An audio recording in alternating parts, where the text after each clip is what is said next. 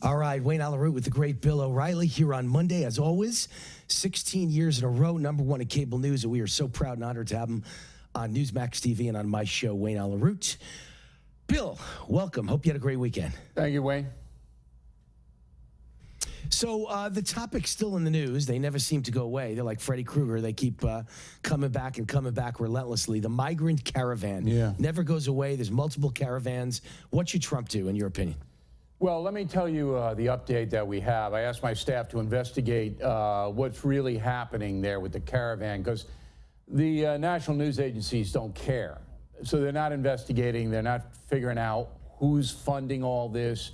Now we learned that the migrants were bused from Mexico City up to Tijuana.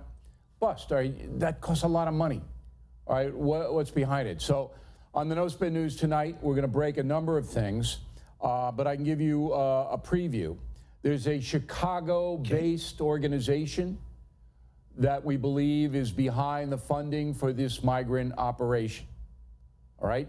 In the past, the Chicago-based operation has received money from George Soros and his Open Society Foundation, as we implied was probably the case. And yes. In fact, in 2009, let me get this stat here. In 2009, the Open Society Foundation gave this group in Chicago, which we will name tonight, $2.5 million. That was in 2009, so you can assume that they've been getting money ever since. And it's a lot of money.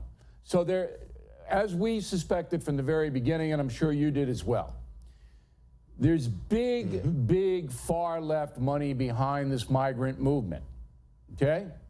And the goal is to crash the U.S. immigration system on the southern border. Crash it. Because they know that 5,000 migrants, all of whom would ask for asylum, they can't process those people, and the U.S. government can't house them. So now what's happened is the Trump administration has ordered San Ysidro sector to stop all entries and departures. 100,000 people a day. Stopped, dead. What that'll do is create unbelievable chaos in Baja California, particularly Tijuana, where the residents are already almost rioting that these thousands of migrants have come into town. All right, the Tijuana residents don't want them there.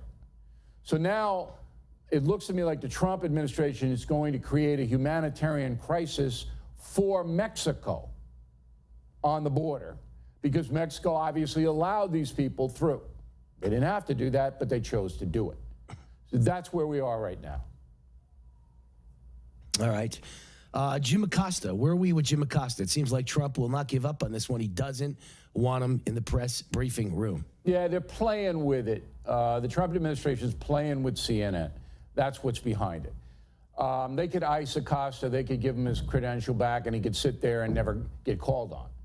But they want, the Trump administration, want the issue to continue because they feel it stokes up their base and hurts CNN.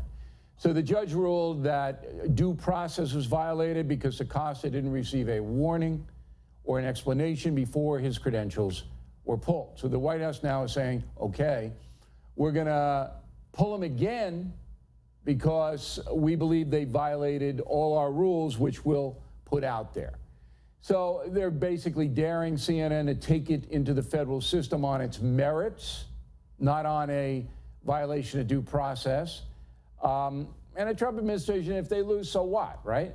So they want to create chaos at CNN. They want to create the perception that the press is out to get President Trump.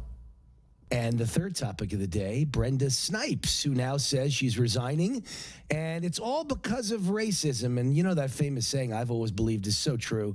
What's the definition of a racist? Anyone winning an argument with a liberal. And so I wanted to get your take on how much racism, quote unquote, is involved in this one. I wish Brenda Snipes well. I don't know her. I don't care about her, Wayne. From the very beginning, I said to my audience that this was a bogus story. There wasn't going to be any overturn of the gubernatorial and senatorial race in Florida, that the Republicans won, and that's the way it was going to stand, and that's exactly what happened. And Brenda Snipes can run around all day long. The more important story is a woman named Kirsten Powers said on CNN over the weekend that any white woman who supports President Trump or voted for him is a racist. That is the more important story. That again, CNN has this cauldron of haters, and they are spreading hate and attacking innocent American voters all day, every day. That's the bigger story than Brenda Snipes, with all due respect. And by the way, how bizarre is it, Bill O'Reilly, that you could be called a racist when the President of the United States, who I support, has created the lowest black unemployment and the lowest Hispanic unemployment in history? If he's a racist, he's the worst at it of any racist in the history of the world. Well, they use it as a shield that if you disagree with them, the far left, that you're a bigot, a racist, a sexist, whatever it may be. All right, that's what they do. I wish every American would understand that. Maybe half the country knows what's happening, but the other half doesn't. It's vile, but it's creating hate. And if I were the Trump administration, I'd concentrate on that. If you have a television network that is trafficking in hate, all right, that ought to be exposed.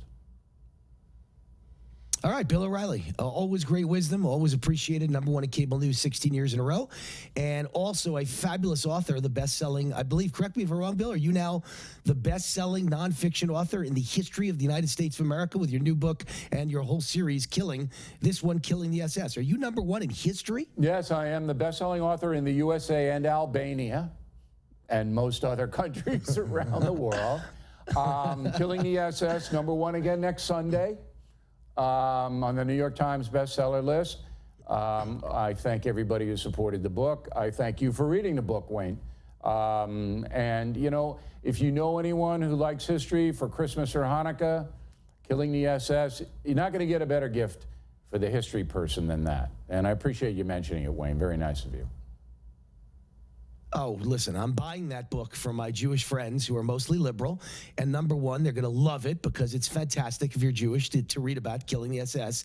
But #2, it's going to drive them absolutely batty because they're going to open a gift for Hanukkah that has Bill O'Reilly's name on it. They're liberals. So I win on both counts. Winner, winner, winner. Yeah, give them a little winner, chicken dinner. You know, the Forward, which is the main Jewish newspaper, they don't want to do anything on me. You know, that was an eye-opener. I thought the Forward would be all over this. But it's for liberal politics. That's the name of the game that overrides, it seems, Jewish legacy. And it's a shame. It is, but you have the Jewish American that matters on your side, Wayne Alaroot. Bill O'Reilly, have yourself a great day. Thanks for all the wisdom.